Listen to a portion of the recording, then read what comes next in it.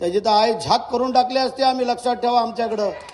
कारण आती तिथं माती ही प्रत्येकाची ठरलेली आहे आणि गर्वाचं घर नेहमी खाली असतं.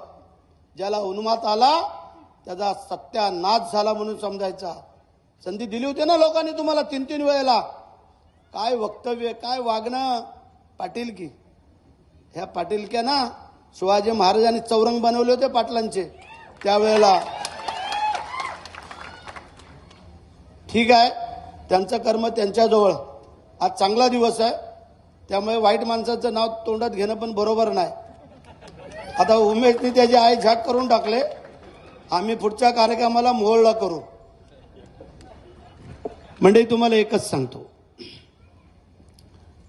राजे शिवछत्रपती महाराज मगाही सांगितलं, जन्माला आले नसते तर आपली काय अवस्था झाली. एका कवीने सांगितलं,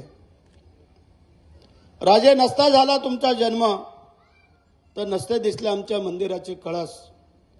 राजे नसता झाला तुमचा जन्म तर नसते दिसले आमच्या मंदिराचे कळस.